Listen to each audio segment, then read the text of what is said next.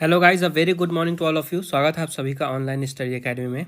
आज डेट है 3 फरवरी 2021 और आज के हम जितने भी इंपॉर्टेंट करंट अफेयर्स हैं वो डिस्कस करने वाले हैं इस वीडियो में। तो आइए शुरू करते हैं।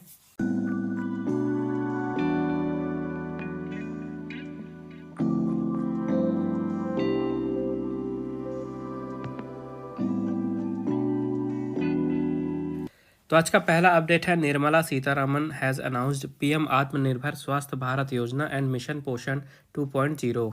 निर्मला सीतारमण जी ने पीएम आत्मनिर्भर स्वास्थ्य भारत योजना और मिशन पोषण 2.0 की घोषणा की है। तो अभी हाल ही में भारत की फाइनेंस मिनिस्टर निर्मला सीतारमण जी ने 1 तारीख को इस साल का बजट पेश किया और वहीं पे इन्होंने 2 स्कीम का अनाउंसमेंट किया। एक है प्रधानमंत्री आत्मनिर्भर स्वास्थ्य भारत योजना और दूसरा है मिशन पोषण 2.0। तो जो पीएम आत्मनिर्भर स्वस्थ भारत योजना है, इसका टोटल आउटले है 64,180 करोड़ रुपीज़। और ये जो स्कीम है, इसे लॉन्च किया जा रहा है भारत में जो हेल्थ केयर का इंफ्रास्ट्रक्चर है इसको और भी ज़्यादा बूस्ट प्रदान करने के लिए। इसके अलावा जो मिशन पोषण 2.0 है, इसे लॉन्च किया जा रहा है ताकि भारत में जो न्यूट्रिशनल कंटेंट है इनको और भी ज़्यादा इम्प्रूव किया जाए और इस आसानी से जो इनकी डिलीवरी होती है उनको और भी आसान बनाया जा सके। तो कल के वीडियो में हमने पढ़ा था जो यूनियन बजट पेश होता है उसके बारे में कुछ स्टैटिक पॉइंट जहां से क्वेश्चन बनते हैं, और मैंने आपको कहा था कि जो बाकी का डिटेल है स्कीम और कौन से सेक्टर के लिए कितने पैसे दिए गए हैं ये हम अगले वीडियो में देखेंगे। तो आज के इस वीडियो में हम कवर करने वाले हैं। तो 2 स्कीम तो यहाँ पर आपको मैंने बता दी, उसके अलावा देखते हैं कुछ और हाईलाइट्स। तो अपनी स्पीच में निर्मला सीतारमण जी ने बताया कि इस साल का जो बजट है ये 6 पिलर के ऊपर बना है। इस 6 पिलर के ऊपर फोकस है। 6 पिलर हैं: health and wellbeing, physical and financial capital, infrastructure, inclusive development for aspirational India, री इन्विगोरेटिंग ह्यूमन कैपिटल, और लास्ट है innovation and research and development and minimum government and maximum governance. तो ये 6 पिलर हैं जिनके ऊपर इस साल का बजट फोकस्ड है। और कुछ हाइलाइट्स मैं आपको बताता हूँ। तो ऐसे बुजुर्ग जिनकी एज जो है 75 साल से ज़्यादा है और उनको पेंशन मिलती है या जो भी उनके डिपॉजिट्स हैं उनसे उनको इंटरेस्ट मिलता है, तो 75 साल वाले ऊपर सीनियर सिटीज़न को जो टैक्स होता है इसमें छूट दे दी गई है, उनको अब कोई भी टैक्स नहीं भरना पड़ेगा। उसके अलावा कोविड-19 वैक्सीन के लिए 35,000 करोड़ रुपए पेश किए गए हैं। उसके अलावा जो जल जीवन मिशन है अर्बन, ये याद रखिएगा, अर्बन के लिए जो जल जीवन मिशन है इसके लिए 5 साल के अंदर 2,87,000 करोड़ रुपए जारी किए जाएंगे। उसके अलावा जो अर्बन स्वच्छ भारत मिशन है इसके लिए इसका जो दूसरा वर्जन है 2.0, इसके लिए 5 सालों में 1,41,678 करोड़ रुपए दिए जाएंगे। उसके अलावा जो एयर पोल्यूशन होता है इसको टैकल करने के लिए 2,217 करोड़ रुपए जारी किए गए हैं। जो ministry of road transport and highways है इसके लिए 1,18,101 करोड़ रुपए जारी किए गए हैं। रेलवे के लिए बात करें तो 1,10,055 करोड़ रुपए जारी किए गए हैं। जो एमएसएमई सेक्टर है यानी माइक्रो स्मॉल और मीडियम इंटरप्राइजेस का सेक्टर, इसके लिए 15,700 करोड़ रुपए का बजट एलोकेट किया गया है।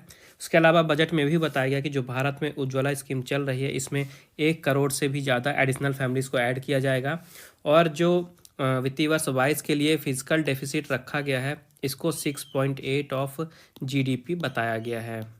और फिजिकल डेफिसिट क्या होता है? फिजिकल डेफिसिट होता है, देखिए, जब भी गवर्नमेंट का जो खर्चा होता है और गवर्नमेंट की इनकम होती है तो इन दोनों के डिफरेंस को फिजिकल डेफिसिट कहा जाता है। यानी जब खर्चा जो है ये इनकम से ज़्यादा हो जाता है गवर्नमेंट का, तो इस कंडीशन को कहा जाता है फिजिकल डेफिसिट। तो फिजिकल ईयर 2022 के लिए 6.8 ऑफ जीडीपी रखा गया है। उसके अलावा ये भी बताया गया है कि 100 नए सैनिक स्कूल सेटअप किए जाएंगे, 750 नए एकलव्य स्कूल सेटअप किए जाएंगे ट्राइबल एरियाज़ में। उसके अलावा लद्दाख में एक सेंट्रल यूनिवर्सिटी भी बनाई जाएगी। उसके अलावा केरला, तमिलनाडु, वेस्ट बंगाल और असम, इनके लिए नए हाईवे और रोड वर्क्स का जो प्रोजेक्ट है इसका अनाउंसमेंट हुआ है। उसके अलावा जो रेलवे है इसके बारे में बताया गया है कि इसका जो इलेक्ट्रिफिकेशन होना है ये 2023 तक कंप्लीट हो जाएगा और 27 नए शहरों में मेट्रो सर्विसेज की घोषणा की गई है। उसके अलावा बताया गया है कि 2021 और 22 का जो वित्तीय वर्ष होगा वहाँ पे जो एलआईसी है उसके आईपीओ यानी कि इनिशियल पब्लिक ऑफरिंग को लॉन्च किया जाएगा। और जो इंश्योरेंस सेक्टर है यहाँ पे एफडीआई पहले 49% थी, इसको इंक्रीज करके अब 74% कर दिया गया है। तो ये थे मेन हाइलाइट्स इस साल के बजट के, आपको याद रखने पड़ेंगे ये सारे। नेक्स्ट अपडेट है, Indian coast guard day was observed on 1 फरवरी। भारतीय तट रक्षक दिवस 1 फरवरी को मनाया गया। तो हर साल भारत में 1 फरवरी के दिन ये मनाया जाता है इंडियन कोस्ट गार्ड डे। और ये दिन क्यों मनाया जाता है? एक्चुअली में 1 फरवरी को ही इंडियन कोस्ट गार्ड की स्थापना की गई थी, तो इसी के स्थापना दिवस के रूप में 1 फरवरी को ये दिन मनाया जाता है। तो इस साल यानी 2021 में जो इंडियन कोस्ट गार्ड है इसका 45वां स्थापना दिवस मनाया गया है। तो जो अंतरिम इंडियन कोस्ट गार्ड है इसकी स्थापना की गई थी 1 फरवरी 1977 में, और ये डिफेंस मिनिस्ट्री के अंडर में काम करता है। और ये किनके साथ मिलकर काम करता है? ये काम करता है इंडियन नेवी के साथ, department of fisheries, department of revenue, और उसके साथ ही सेंट्रल और स्टेट के जो पुलिस फोर्सेस होते हैं इन सभी के साथ मिलकर कोऑपरेट करके ये काम करता है। तो जो इंडियन कोस्ट गार्ड है यहाँ के डायरेक्टर जनरल हैं कृष्णा स्वामी नटराजन। इसका मोटो है वयम रक्षामा, यानी जिसका मतलब होता है इंग्लिश में वी प्रोटेक्ट, और इसका हेडक्वार्टर है न्यू दिल्ली में। नेक्स्ट अपडेट है world wetlands day was observed on 2 फरवरी। विश्व आर्द्रभूमि दिवस 2 फरवरी को मनाया गया। तो हर साल 2 फरवरी को ये विश्व आर्द्रभूमि दिवस यानी कि वर्ल्ड वेटलैंड डे मनाया जाता है। और इस साल के लिए इसकी थीम रखी गई है वेटलैंड्स एंड वाटर। थीम जरूर याद रखिएगा, वेटलैंड्स एंड वाटर। तो ये दिन क्यों मनाया जाता है? ये दिन मनाया जाता है लोगों के बीच में जागरूकता फैलाने के लिए कि जो वेटलैंड्स होते हैं यानी जो आर्द्रभूमि होती है इनका कितना ज़्यादा इंपॉर्टेंट होता है प्लैनेट के लिए, इसका कितना ज़्यादा क्रूशियल रोल होता है। इन्हीं सब चीज़ों के बारे में जागरूकता फैलाने के लिए ये दिन मनाया जाता है। और एक्चुअली में 2 फरवरी को ही क्यों चुना गया? तो 2 फरवरी 1971 में जो वेटलैंड्स के ऊपर कन्वेंशन था इसे अडॉप्ट किया गया था, और इसी के एनिवर्सरी के रूप में 2 फरवरी को ये दिन मनाया जाता है। तो ये जो वेटलैंड कन्वेंशन था ये हुआ था ईरान की एक रामसर शहर में। ओके, इसी जो कन्वेंशन हुआ था इसी के बाद से जो आपने सुना होगा कि जो वेटलैंड्स होते हैं जो कि इंटरनेशनल इम्पोर्टेंस रखते हैं उनके कंजर्वेशन के लिए उन्हें रामसार साइट का दर्जा दिया जाता है। तो रामसार यहीं से नाम पड़ा है क्योंकि इसी सिटी में इसका कन्वेंशन हुआ था।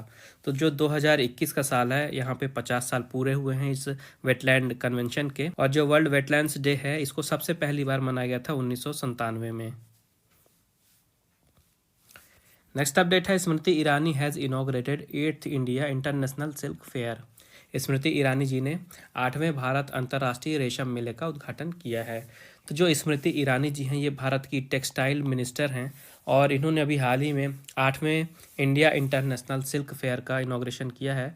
और पेंडेमिक के कारण ये जो फेस्टिवल है इसको पूरी तरह से वर्चुअल पोर्टल में ऑर्गेनाइज कराया गया है इस मेले को, और ये भारत का सबसे बड़ा सिल्क मेला माना जाता है। तो ये जो मेला है ये Indian silk export promotion council के वर्चुअल प्लेटफॉर्म में ऑर्गेनाइज कराया गया है। और यहाँ पे अभी बात करें तो लगभग 200 से भी ज़्यादा ओवरसीज़ बायर्स जो हैं जो कि सिल्क खरीदने में इंटरेस्टेड है उन्होंने ऑलरेडी रजिस्टर कर दिया है।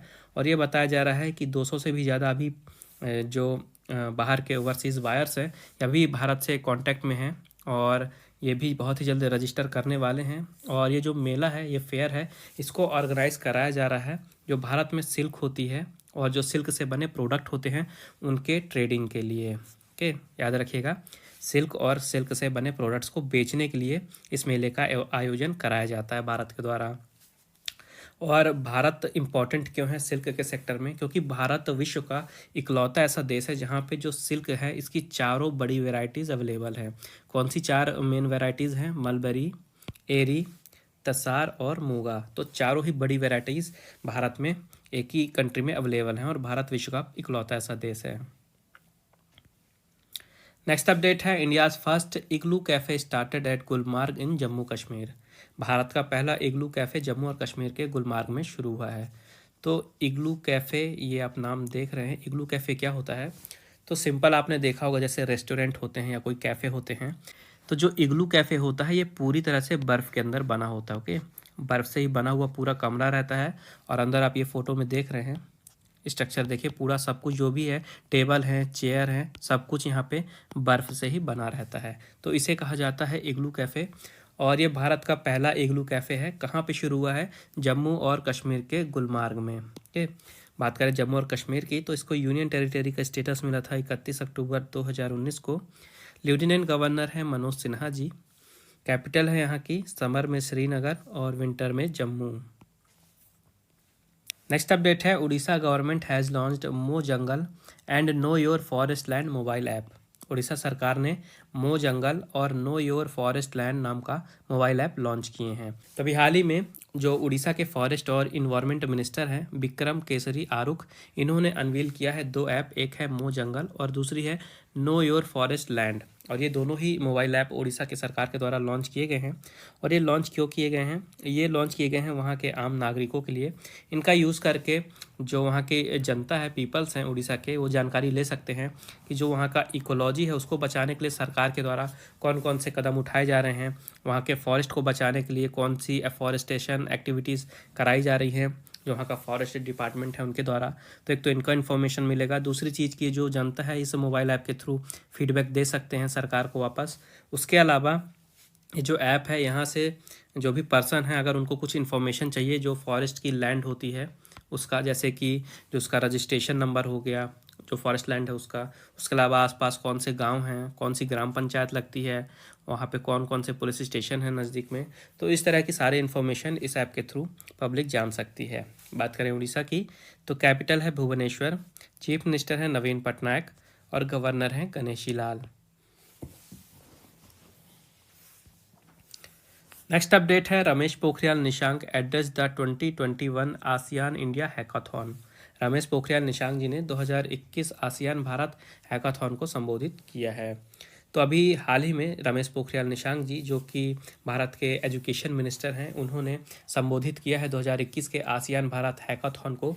और ये जो हैकाथॉन है इसे लॉन्च किया गया था आसियान के द्वारा, यानी कि association of south east Asian nation, और इन्हीं के साथ पार्टनरशिप में भारत की मिनिस्ट्री ऑफ एजुकेशन के द्वारा। और इसके लिए जो दो ब्रॉड थीम रखी गई थी, एक थी ब्लू इकोनॉमी और दूसरी थी एजुकेशन। ब्रॉड थीम याद रखिएगा। तो इस हैकाथॉन का ऑब्जेक्टिव क्या था? इसका मेन ऑब्जेक्टिव ये था कि जो आसियान के 10 नेशंस हैं, 10 देश हैं, उनके बीच में और भारत के बीच में एजुकेशन और साइंस एंड टेक्नोलॉजी के क्षेत्र में जो भी कार्य चल रहा है उसको और भी ज़्यादा बढ़ाना, जो भी दोनों ही तरफ से जो संबंध है उनको और भी ज़्यादा मजबूत करना और ज़्यादा से ज़्यादा बढ़ावा देना कि आसियान और भारत मिल के कोलैबोरेट करके काम करें एजुकेशन और साइंस एंड टेक्नोलॉजी के क्षेत्र में। साथ ही जो उनके थॉट हैं और जो लीडरशिप के वर्क हैं दोनों ही तरफ के, उनको आपस में एक्सचेंज करना। और कौन कौन से एरिया रखे गए हैं इंटरेस्ट के इस हैकाथॉन में? तो blue economy, agriculture, tourism, health care, medical devices, environment, education, water and smart cities and campuses, तो ये एरिया ऑफ इंटरेस्ट है, यानी इन सब चीज़ों में डिस्कशन किया गया। तो जो आसियान है फुल फॉर्म है इसका association of south east Asian nation. यहाँ की मेंबर्स की बात करें तो हैं Indonesia, Malaysia, Philippines, Singapore, Thailand, Brunei, Vietnam, Laos, Myanmar और कंबोडिया। और इसकी 2021 में चेयरमैनशिप है ब्रुनेई दारुसलाम के पास। इसका हेडक्वार्टर है जकार्ता इंडोनेशिया में। और 2018 से 2022 तक के लिए यहाँ के सेक्रेटरी जनरल हैं Dato Lim Jock Hoi. Next update है Ankan Banerjee has been appointed as India's next high commissioner to republic of Mozambique. Ankan Banerjee को रिपब्लिक ऑफ मोजाम्बिक में भारत का अगला उच्चायुक्त नियुक्त किया गया है। तो ये हैं अंकन बनर्जी जी, और ये अभी हाल ही में मोजाम्बिक में भारत के अगले उच्चायुक्त के रूप में नियुक्त कर दिए गए हैं। तो जो मोजाम्बिक है यहाँ की कैपिटल है मपूटो, प्रेसिडेंट हैं यहाँ के फिलिपे न्यूसी, प्राइम मिनिस्टर हैं कार्लोस एगोस्टिनो दो रोसारियो, और यहाँ की करेंसी है मैटिकल। तो ये स्टैटिक आपको याद रखने हैं मोजाम्बिक से। नेक्स्ट अपडेट है Rajiv Ranjan has been appointed as chief secretary of Tamil Nadu. Rajiv Ranjan ji को तमिलनाडु के मुख्य सचिव के रूप में नियुक्त किया गया है। तो ये हैं राजीव रंजन जी, और इनको अभी हाल ही में तमिलनाडु के मुख्य सचिव के रूप में नियुक्त किया गया है। ये रिप्लेस करेंगे के शनमुगम जी को। तो जो के शनमुगम जी हैं ये अभी रिटायर होने वाले हैं, और 1 फरवरी से ही जो राजीव रंजन जी हैं इन्होंने तमिलनाडु के मुख्य सचिव का कार्यभार संभाल लिया है। तो जो तमिलनाडु है यहाँ की कैपिटल है चेन्नई, चीफ मिनिस्टर हैं एडापडी के पलानीस्वामी, और गवर्नर हैं बनवारी लाल पुरोहित। नेक्स्ट अपडेट है Denmark beats Sweden to win the men's world handball title. Denmark ने स्वीडन को हराकर पुरुष विश्व हैंडबॉल खिताब जीता है। तभी हाल ही में जो हैंडबॉल होता है, आपने सुना होगा स्पोर्ट हैंडबॉल, उसका मेंस का वर्ल्ड कंपटीशन हुआ था, वर्ल्ड चैंपियनशिप हुई थी। और 2021 की जो चैंपियनशिप थी ये हुई थी इजिप्ट में, याद रखिएगा इजिप्ट में हुई थी। तो अभी हाल ही में जो फाइनल्स था वहाँ पे डेनमार्क ने स्वीडन को 26 और 24 के स्कोर से हरा दिया है और जीत लिया है 2021 का जो हैंडबॉल वर्ल्ड चैंपियनशिप है। और ये दूसरी बार है कि जबकि डेनमार्क ने ये खिताब जीता है, मतलब पिछले 2 बार से डेनमार्क ही जो हैंडबॉल का वर्ल्ड चैंपियनशिप है इसे जीत रहा है। नेक्स्ट अपडेट है Tamil Nadu wins the Syed Mushtaq Ali T20 competition 2020-21। Tamil Nadu ने सैयद मुश्ताक अली T20 प्रतियोगिता 2020-21 जीती। तो अभी हाल ही में जो सैयद मुश्ताक अली ट्रॉफी चल रही थी T20 के फॉर्मेट में, इसलिए इसका नाम था T20 कॉम्पिटिशन। तो इसका फाइनल हुआ था सरदार पटेल स्टेडियम गुजरात में, और फाइनल में मैच हुआ तमिलनाडु और बड़ौदा के बीच में। तो फाइनल्स में तमिलनाडु ने बड़ौदा को हरा दिया और जीत लिया इस साल का सैयद मुश्ताक अली T20 कॉम्पिटिशन। तो ये जो सैयद मुश्ताक अली T20 कॉम्पिटिशन है इसका इस साल ये 12वां संस्करण था, 12th एडिशन था, याद रखिएगा। और जो तमिलनाडु की क्रिकेट टीम थी इसके कैप्टन थे दिनेश कार्तिक। नेक्स्ट अपडेट है Ustad Mujtaba Hussain has been awarded the Bismillah Khan award 2020। Ustad Mujtaba Hussain जी को बिस्मिल्लाह खान पुरस्कार 2020 से सम्मानित किया गया है। तो ये हैं उस्ताद मुज्तबा हुसैन जी, और इन्हें अभी हाल ही में बिहार की सरकार की तरफ से बिस्मिल्लाह खान अवार्ड से सम्मानित किया गया है। और ये जो अवार्ड था ये था 2019-20 के लिए। इसके अलावा ये जो मुज्तबा हुसैन जी हैं ये पंजाबी यूनिवर्सिटी के डिपार्टमेंट ऑफ डांस से एसोसिएटेड हैं, और इनको कुछ ही दिनों पहले बांसुरी रत्न से भी नवाजा गया था पंजाबी यूनिवर्सिटी के द्वारा। तो ये भी याद रखिएगा। नेक्स्ट अपडेट है Myanmar military has declared 1 year state of emergency. Myanmar की सेना ने 1 साल का आपातकाल घोषित कर दिया है। तो अभी हाल ही में म्यांमार की मिलिट्री ने पूरे म्यांमार पे कंट्रोल कर लिया है, और जो वहाँ के स्टेट काउंसलर थे ऑन्ग सैन सू की और इनके साथ ही जो अलग अलग दूसरे गवर्नमेंट लीडर्स थे इनको पूरी तरह से डिटेन कर दिया गया है मिलिट्री के द्वारा। और जो वहाँ की मिलिट्री है वहाँ उन्होंने म्यांमार में 1 साल की स्टेट ऑफ इमरजेंसी घोषित कर दी है। तो ऐसा किया क्यों गया है? ऐसा इसलिए किया गया है क्योंकि 2020 में इलेक्शन होने वाले थे, लेकिन पेंडेमिक के चलते जो इलेक्शन थे ये पूरी तरह से पोस्टपोन्ड हो गए, हो नहीं पाए। और जो वहाँ की गवर्नमेंट है ये कोविड-19 के सिचुएशन को टैकल करने में पूरी तरह से नाकाम रही। इस कारण से जो मिलिट्री है इन्होंने टेक ओवर कर लिया वहाँ पे कंट्रोल को। इसी कारण से वहाँ पे 1 साल की स्टेट ऑफ इमरजेंसी घोषित कर दी गई है वहाँ की मिलिट्री के द्वारा। तो ये थे आज के important current affairs. I hope आपको यूजफुल लगे होंगे। वीडियो पसंद आई है तो प्लीज़ वीडियो को लाइक ज़रूर करें, ज़्यादा से ज़्यादा शेयर करें अपने दोस्तों के साथ, और चैनल को सब्सक्राइब जरूर करें। उसके अलावा नोटिफिकेशन आपको मिलती रहे इसलिए मेक श्योर बेल आइकन जरूर दबाइएगा। और रिवीजन के लिए अगर आपको PDF फाइल या MP3 फाइल चाहिए तो उसकी लिंक मैंने नीचे डिस्क्रिप्शन में दे दी है, आप वहाँ पे विजिट करके फाइल डाउनलोड कर सकते हैं। साथ ही अगर आपको कहीं पे डाउट है कोई या आपका कोई सजेशन है तो आप बिल्कुल कमेंट बॉक्स में मुझे बता सकते हैं।